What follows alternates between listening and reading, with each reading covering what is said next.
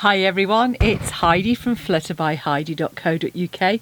I'm Heidi Smith, I'm an independent Stampin' Up! Demonstrator based in the United Kingdom, and today I'm working with the beautiful flowing flowers.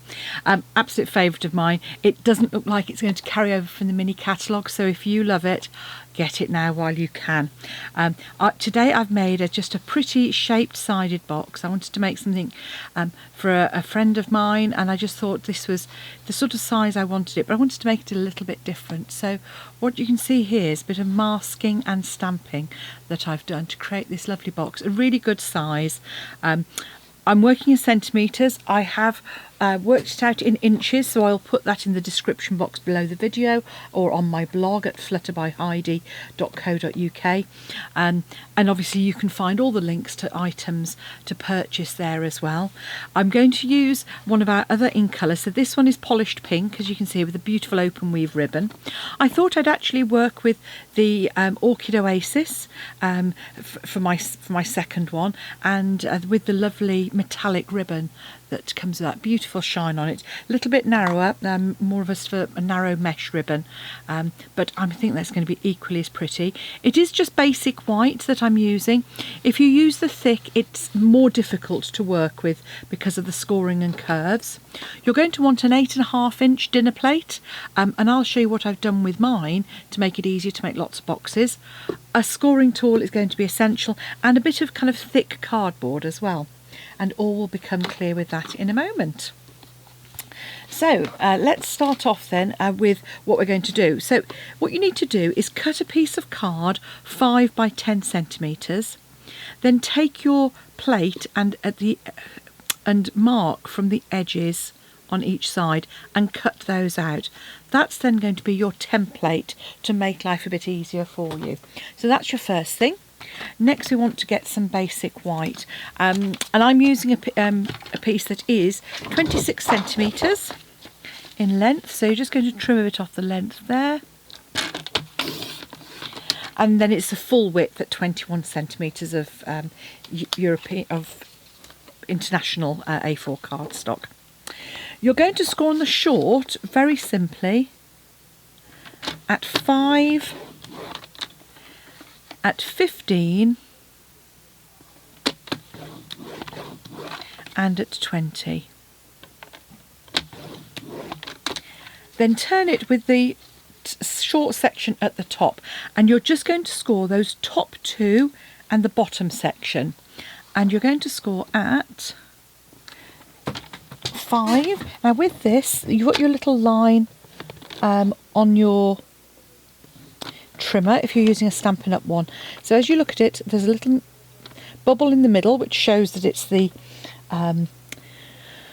scoring blade, and then you've got a line either side which helps you line up. So once you're done at 5, you're then going to 12.5, and the same again. At 17.5,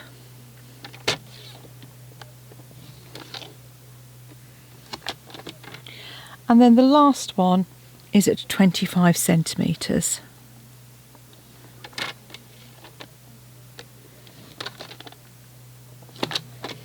Okay. Once you've done that, I have cut another couple of pieces of card, just a small piece of the Orchid Oasis for the top, and that is 7.2 by 4.7, and then 6.9 by 6.9 by 4 point something. 6.9 by 4.4. Yes. So those are your two pieces that you're going to need. You'll want a scrap of basic white and a scrap of Orchid Oasis for punching, and that's using the Label Me Lovely, which is a punch that's carrying over. So you just want to punch yourself one in Orchid Oasis, and then we'll do some stamping first. So now you want to take your template, and where your score lines, what I'll do is I will reinforce these and then cut them so that it makes it easier to show you where I'm actually scoring on this. Now you're not going to be able to score on that on the vertical lines, but you will be able to cut up on them. So the first thing we're going to do is cut up this outer little one, and then cut up each of the score lines. And these are the bottom section.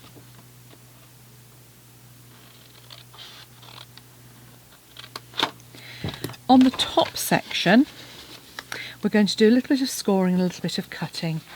So what you're going to do is, first of all, you're going to score in this first quarter, not the top, because that's going to be cut away, but you're going to score from this point here to where the little mini score line is. And then we're going to cut, if I show you, I'll just mark that. So you're going to cut like down there. So our score line on our other one is from the middle up. So you're coming from the outer one up to the top of that square. And again, we're going to cut. And I will show you a diagram of what it's going to look like in a moment. You're going to cut down there. You're also going to cut along here as well, and those are the pieces you're going to cut away. So if we do those, so cut down straight and then cut on that diagonal. Now if you haven't got an erasable pen, obviously a pencil would be absolutely fine. It just helps, I think it makes it a bit, hopefully it makes it a bit clearer for you, because it's a bit darker.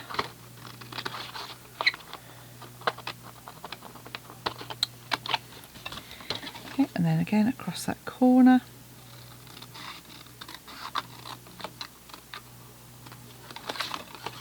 And you can actually cut that at a slight angle because you want to take a little tiny bit of the width out of it.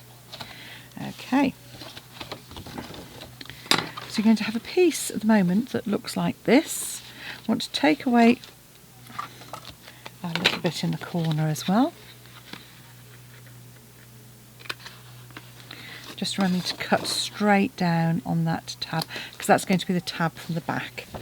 And what we want to do is actually corner round these. So if you just squeeze that in, you won't be able to do it all the way. You can see I'm just using that score line just to pinch together, like so. Then you should be able to get in if you tuck that under with your corner rounder and just round that corner. Easier on this side. Just pop that in. So I'm trying to manipulate it to show you, and also at the same time see if I can get a decent cut. There we go. Okay, now you've got a piece that looks like this, and you've got your shaped item. So I've just used the backing board from small DSP, so it's not particularly thick. You could use fairly thick card if you wanted, and you want a good scoring tool. And what you're going to do is now score the ovals like this. Okay, so you're coming scoring all the way along here. And it's really easy because all you're doing is where that top score line is, or cut, you're just coming down. Now what I tend to do is kind of come along on all of them in the one direction.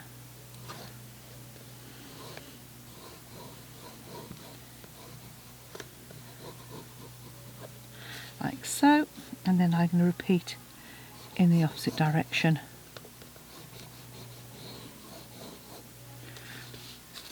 So just line that up. That one isn't a complete one, but don't worry about that.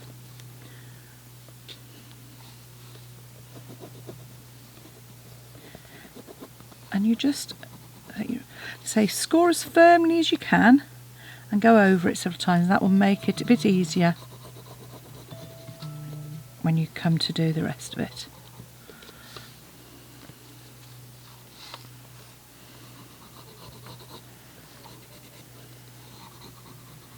when the shaping comes to it. And then on the last one, you're just butting it up to that end as well. Okay, like so. Pop that to one side. And the next thing you're going to want is some post-it notes. You know I love a post-it note. So if you grab your post-it notes, and you'll want the larger ones, so the 3 by 2 inch ones. And what you actually want to do is to cut yourself some ovals.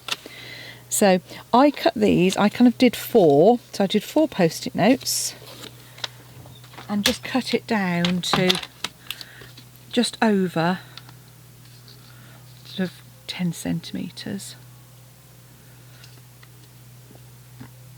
Actually, no, I cut it to 10 centimetres. It is 10 centimetres, this one. Right. And then you're going to, on this edge, line that up. And this is the sticky end of your post-it note. Now, if you've got some of our lovely new masking paper, this is so easy to do on that. But obviously, mine wasn't available on pre-order, so I haven't got mine yet. So just draw it like that, and then you're going to just cut.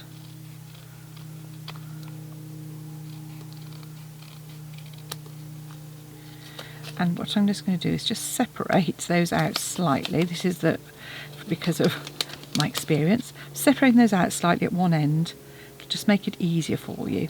And you're really making sure you cut on that line rather than on the outside of it. So on or just inside it. Like so. So you're going to have these sort of 4 kind of petal shapes. And you're just going to use those to mask those central areas. So I'm hoping my separation will have helped. So you're just going to pop those in like so on each of those pieces.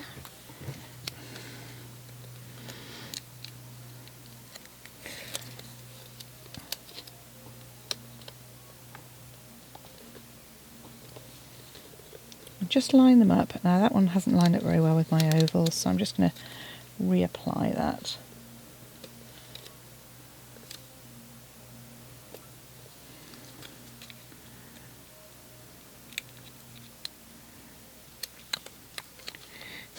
It's always the last one. Right, guess what? I'm going to use one of the ones I've used already. So pop that in there.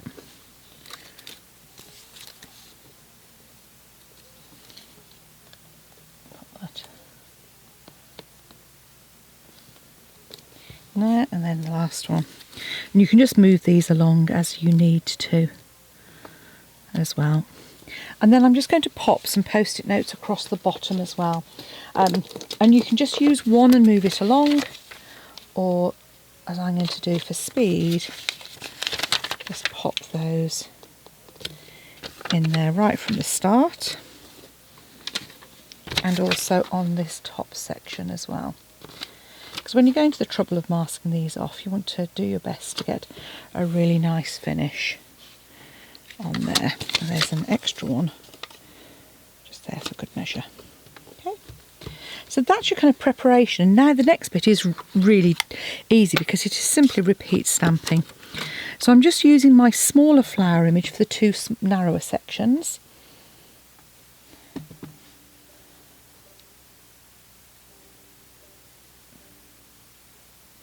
And I'm just trying to make sure that I get those really well covered. And where it's a bit narrow at the end, I'm just going to pop an extra bit of post-it note in there.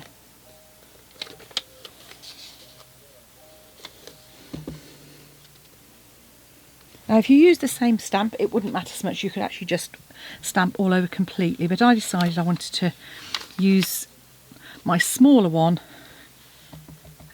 for some of my sections.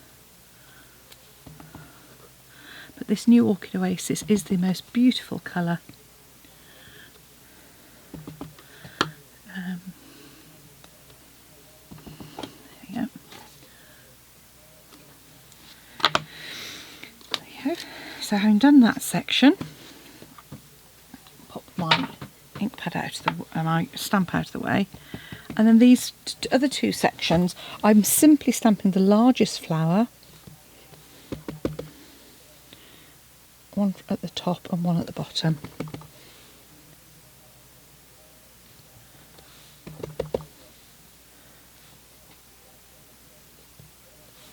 As you can see, and what I'm going to do as well is stamp my top piece. So with this I'm actually going to stamp off first.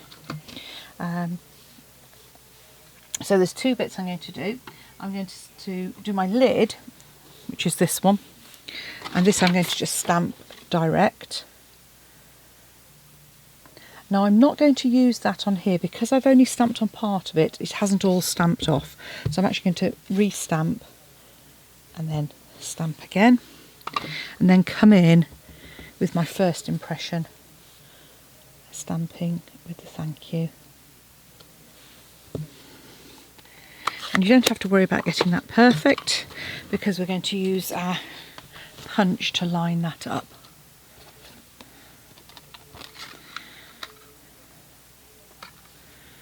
So just centre that like so. And then we're going to do our classic layering of our label punch, because we're just going to cut across the middle of my punch piece. I'm going to add some adhesive to the back here. Just going to come all the way across with plenty of seal, and I'm just going to line that up. And there's this one I always say is a really great one for doing this with, because you've got nice straight sides, so it's much easier to line those up like so. And then while we're working with it, just have a look from the back, and you should be able to just squeeze it, make sure it's even. And then I usually put a couple of dimensionals across the middle and one top and bottom. Like that. We can layer our lid piece up, and that was I just felt it needed a little something to finish it off. So now we can remove all of our post-it notes and finish creating our box. So this is where just a little bit of dexterity with your fingers is required. And obviously with these pieces, having created them once, then it's really easy to use those again. But as I say, with your template that you've created, you've got plenty. You haven't got to worry about it again. So I used about an 8-inch, 8.5 inch, depending on what size plate you use, you'll get a slightly different curve. And all you need to do now is manipulate this card. So I'm putting my hand inside and sort of on that line and gently pressing down with my fingers from the top. This end one is the most awkward one because you haven't got a full curve, but that will all come right. And then the same as you go along.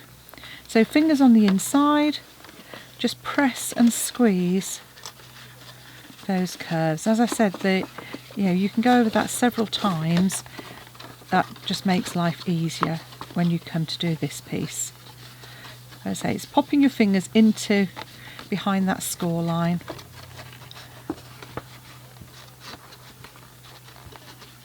And just starting it off at the top.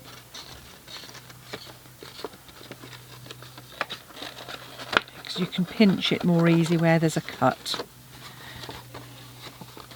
Okay, so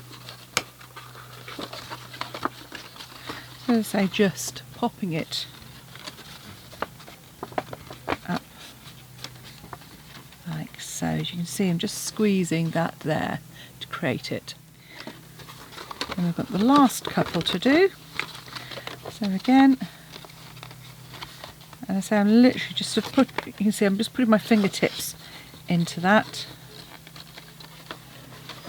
And sometimes you might want to turn it round at the end there.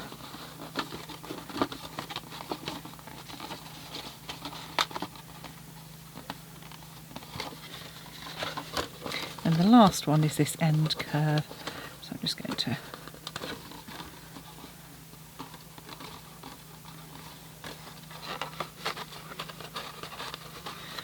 so it's a little more, a little more effort than a standard box, but it's just a few, a few extra score lines.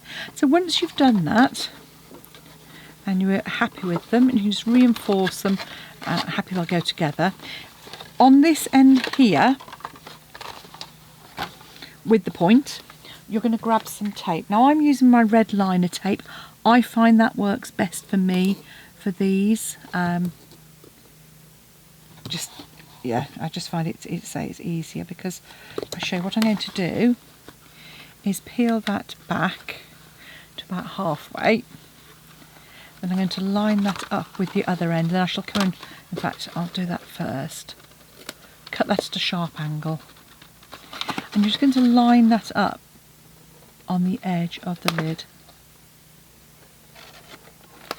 Just get a score line lined up, that's it. You see, so what I've done is I've lined up my horizontal and my vertical. I've still got tape attached here, but all I'm going to do now is flick that out, she says.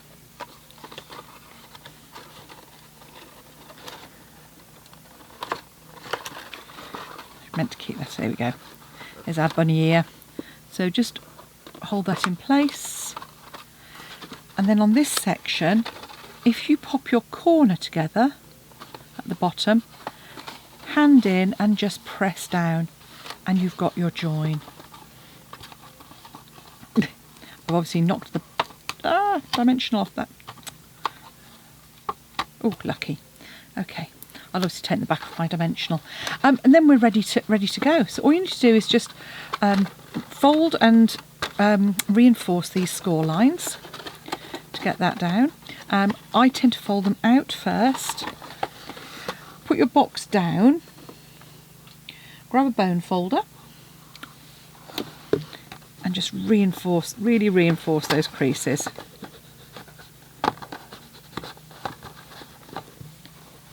And then fold those in on themselves and reinforce that one as well.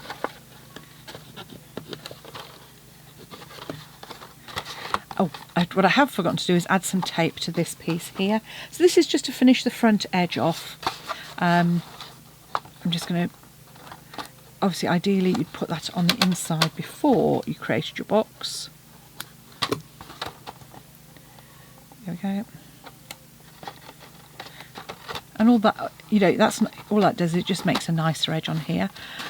Fold both sides in, the back in and then the front edge. You'll want to put some Stampin' Seal Plus on that, or some red tape, and just make sure it's nicely closed there. Close that down and we can then add our label onto the front.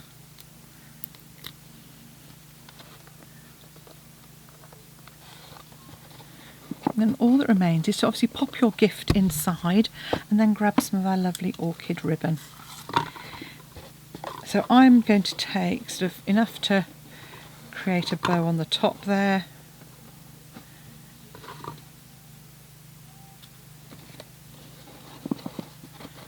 And this is why I've just popped some ribbon on the side, because until you've got your sort of item in there and it weighted down, it can be a little bit resistant.